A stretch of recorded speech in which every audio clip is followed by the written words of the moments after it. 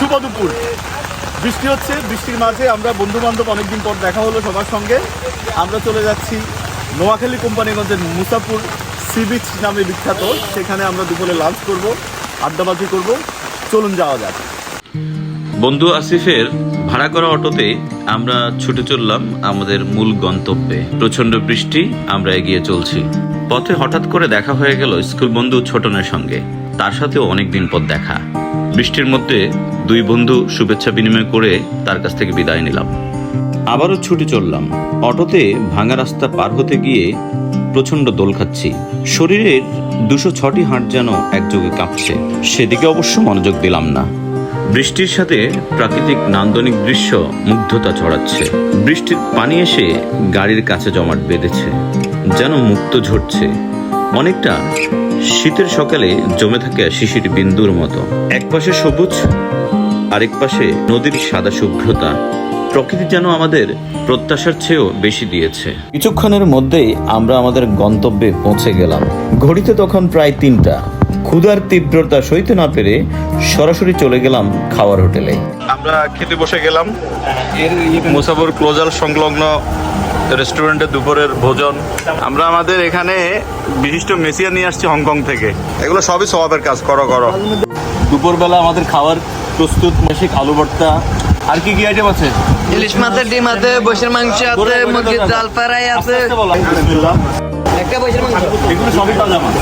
Normal হচ্ছে না normal মাছ, নদীর ট্যাংরা।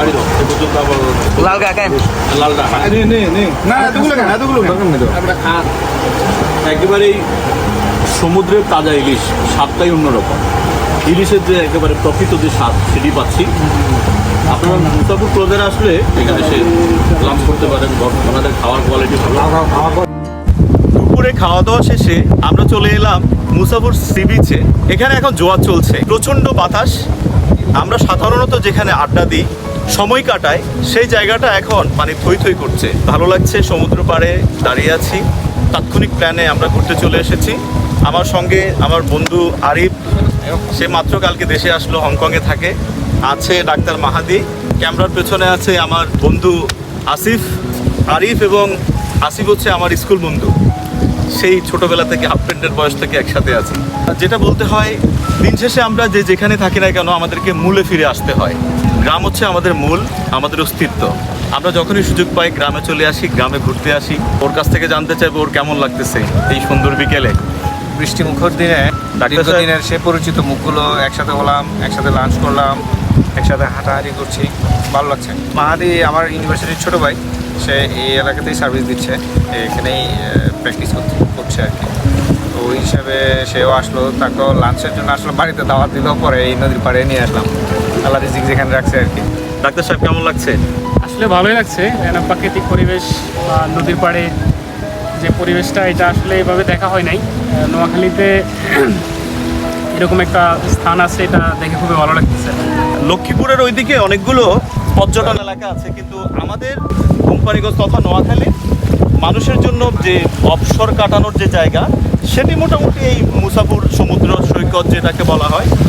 যদিও মুসাপুর ক্লোজার ভেঙে যাওয়ার কারণে মানুষ খুব বেশি আসতে পারে না, সুতরাং এই পর্যটন এলাকাটা খুব বেশি হুমকিতে পড়ে গেছে। আপনাদেরকে আজকে আমি কিছু ইন্টারেস্টিং তথ্য দিই। এই যে আমি দাঁড়িয়ে আছি মুসাপুর ক্লোজারে, এটি নোয়াখালীর কোম্পানিগঞ্জের থানার শেষ অংশ। এরপরে যে দক্ষিণে চরেলাহি একটি ইউনিয়ন। এই চরালাহির আশেপাশে আরও কয়েকটি চর আছে। আমি যেখানে দাঁড়িয়ে আছি তার দক্ষিণ পশ্চিমে হাতিয়া, অর্থাৎ দ্বীপাঞ্চল হাতিয়ার সর্বশেষ এরিয়া হচ্ছে নিঝুম দ্বীপ। নিঝুম দ্বীপের পরে কিন্তু আর কোনো স্থল সীমানা নাই। বে অফ বেঙ্গল। আমার ঠিক পূর্ব দক্ষিণ দিকে সন্দ্বীপ, চট্টগ্রামের অধীনে একটি প্রশাসনিক এলাকা বা থানা। সেটিও একটি দ্বীপাঞ্চল, কোনো সড়ক যোগাযোগ নাই, মানুষ নৌপথে যেতে হয়। সন্দ্বীপ ঠিক আমার দক্ষিণে হচ্ছে হাতিয়া, আবার পশ্চিম দক্ষিণে হচ্ছে দ্বীপাঞ্চল ভোলা, অর্থাৎ ভোলার মনপুরা থেকে শুরু হয়ে গেছে ভোলা জেলা।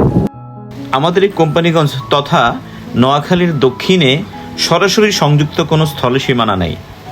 আছে শুধু সমুদ্রের জলরাশি আর কিছু বিচ্ছিন্ন চর এবং দ্বীপ। মুগ্ধতায় ছুঁয়ে দেয়া অপূর্ব কিছু মুহূর্ত কাটিয়ে ফিরে যাচ্ছি স্মৃতির ডায়েরিতে। বন্ধুদের সঙ্গে আরো কিছু চমৎকার স্মৃতি যুক্ত হলো।